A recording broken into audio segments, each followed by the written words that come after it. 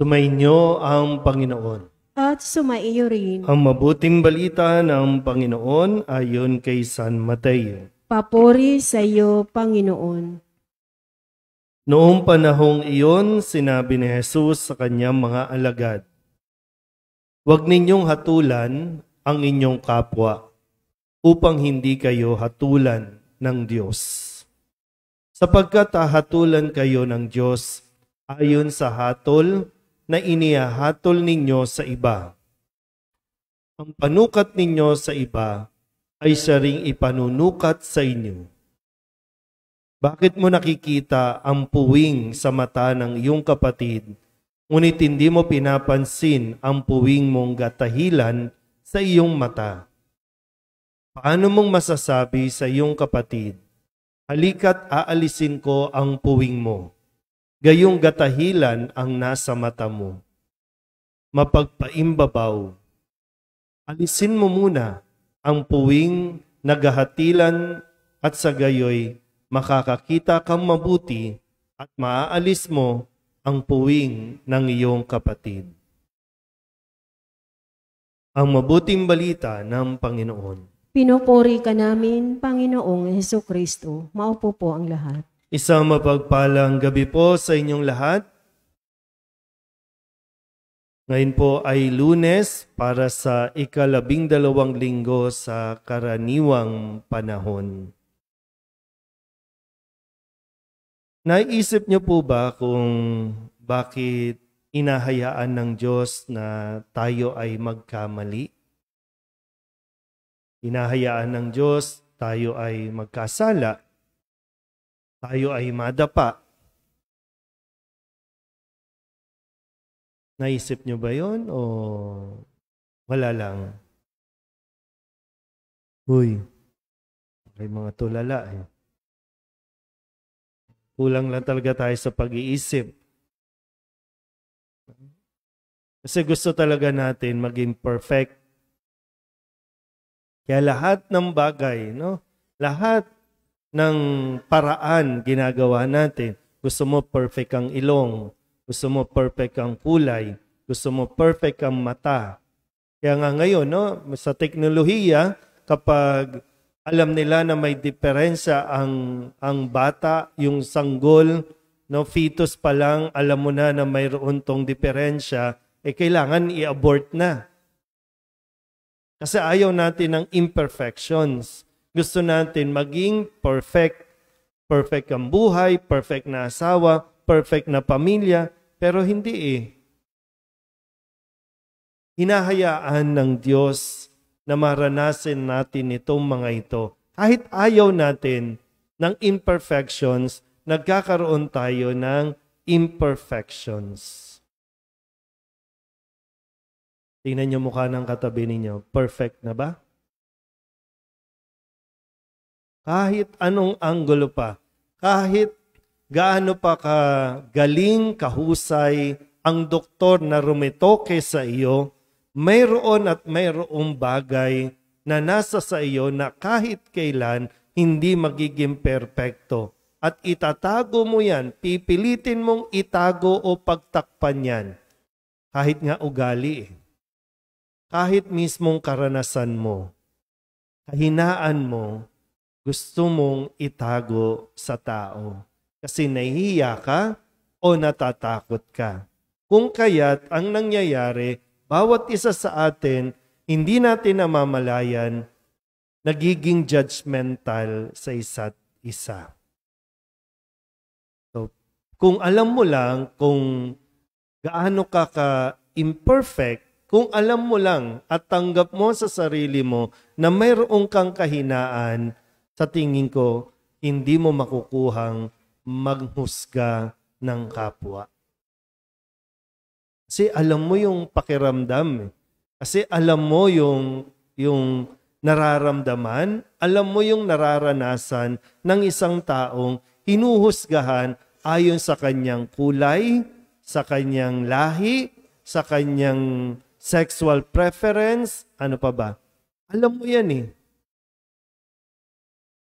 Minsan, bakit ikaw, bakit sa pamilya mo nagkaroon ng miyembro ng LGBT? Bakit sa pamilya mo? Bakit sa kakilala mo, sa angkan mo, nagkaroon ng adik, nagkaroon ng kriminal? Bakit nagkaroon? Para nang sa ganun, hindi natin huhusgahan at hahatulan ang iba na nagkakaroon ng ganong karanasan. Mas natututo tayong maging compassionate. Ayun yung problema, no? Kapag ang tingin mo sa sarili mo, perfect ka, wala. Napakadali sa'yo para manghusga. Ngayon nga lang, sa social media, di ba, no? Ang daming judgmental na hindi naman alam kung ano ang background, kung ano ang kwento, kung ano ang nangyayari. Sabihin nyo nga sa katabi ninyo, huwag kang judgmental. Ito, minsan, tatanggapin natin, hindi natin naiintindihan ang bawat isa. Minsan, maraming pagkakataon, di natin naiintindihan. Bakit ba masungit yan? Bakit ba suplada yan? Bakit ba ganyan ang mukha niyan? Kasi hindi pa natin alam ang kwento. Pero hindi nangangahulugan, hindi ibig sabihin may karapatan na tayong hatulan ang bawat isa. Kasi pag nabuntis ang babae, ang landi-landi kasi niyan. Hindi mo alam bakit siya nabuntis.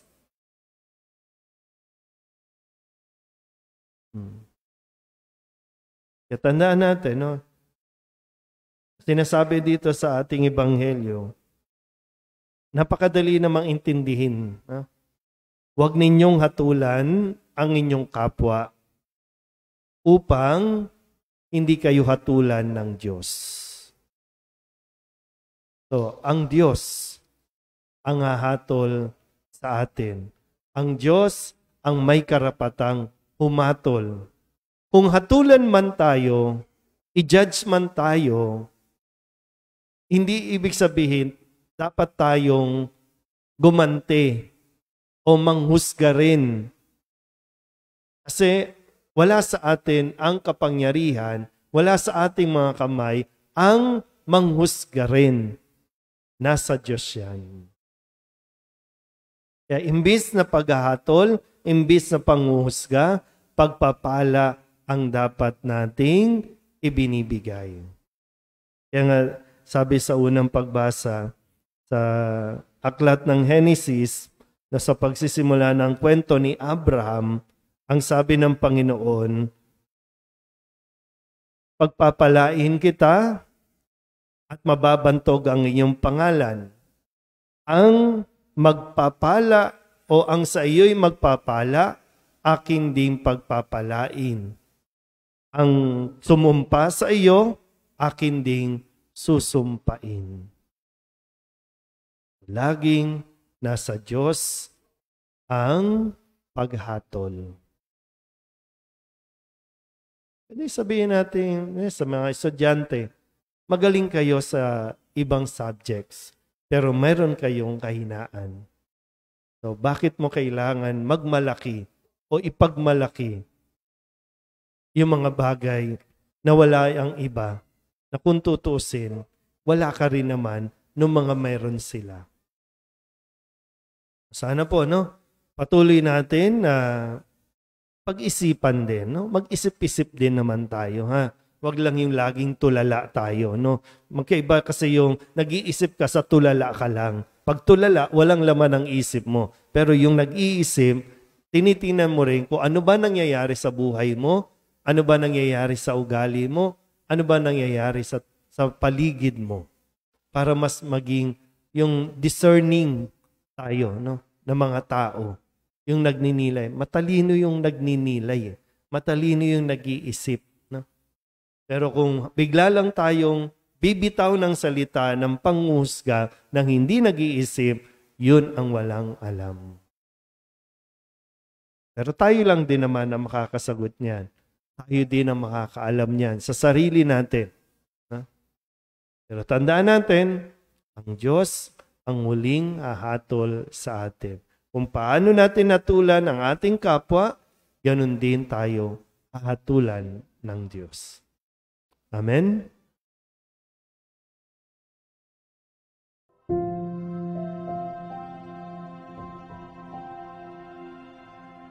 Thank you.